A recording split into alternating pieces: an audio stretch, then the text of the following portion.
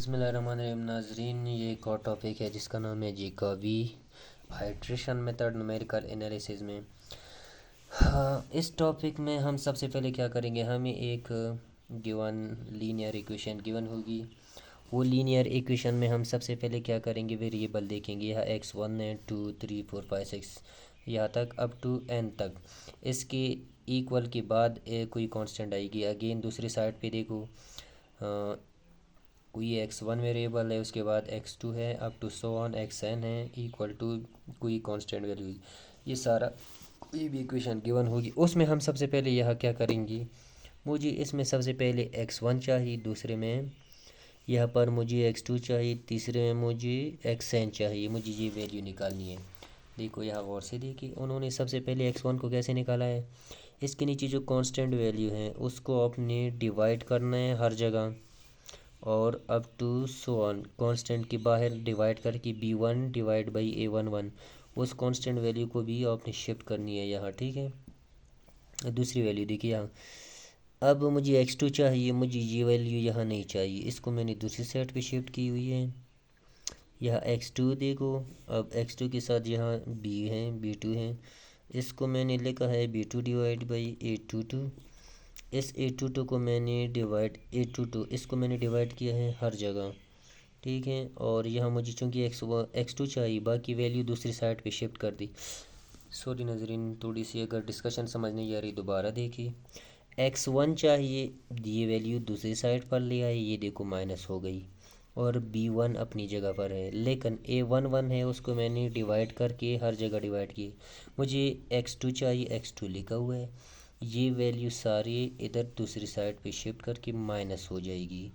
अब आगे है a22, इसको मैंने हर साइड पे डिवाइड करना है, हर एक टर्म के साथ डिवाइड करना है।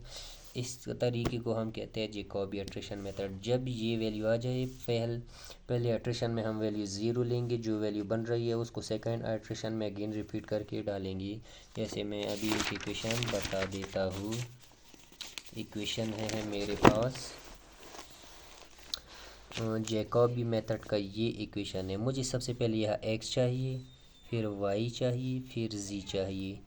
x पॉइंट करने के लिए ये वैल्यू दूसरी साइड शिफ्ट कर दी और 83 पे डिवाइड करें। कैसे, और से देखिए,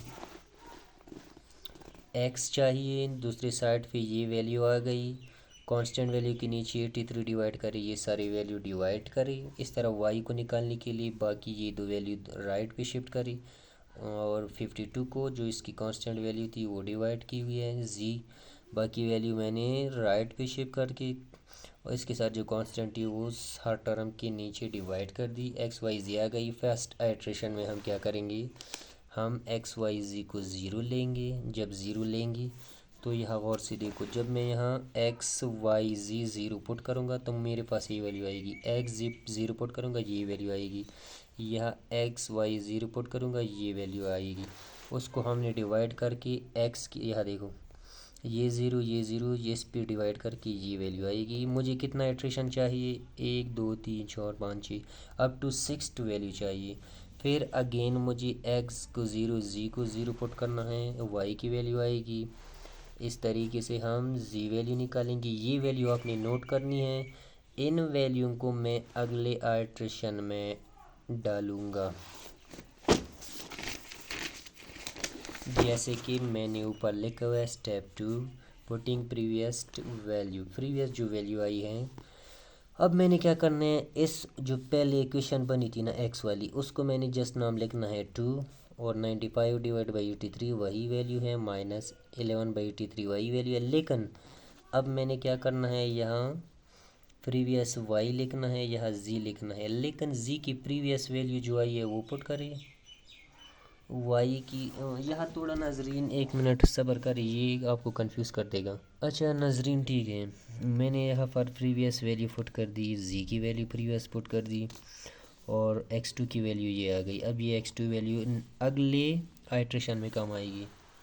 फिर देखिए y में हमने क्या किया, प्रीवियस x वैल्यू पुट कर दी, z वैल्यू पुट कर दी, मेरे पास y की वैल्यू आ जाएगी। इस तरह z की वैल्यू आएगी। थर्ड स्टेप देगी अब यहाँ x की पावर 3 है, ये कांस्टेंट है माइनस। अब मुझे यहाँ y की पावर 2 वाली वैल्यू चाहिए, z की पावर 2 वाली वैल्यू चाहिए।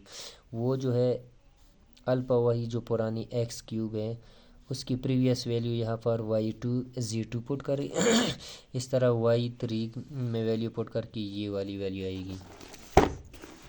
और इसमें हम z को कैसे फाइंड करेंगे? z को फाइंड करने के लिए अब z3 को फाइंड करने के लिए मैं क्या करूँगा, प्रीवियस x2 और y2 की वैल्यू पुट करूँगा। इससे मेरे पास z3 वैल्यू आएगी।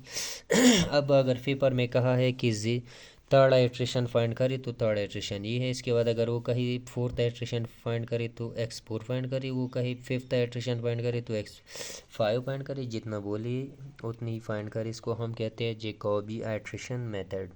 नजरीन वीडियो अच्छी लगी हो तो लाइक करें।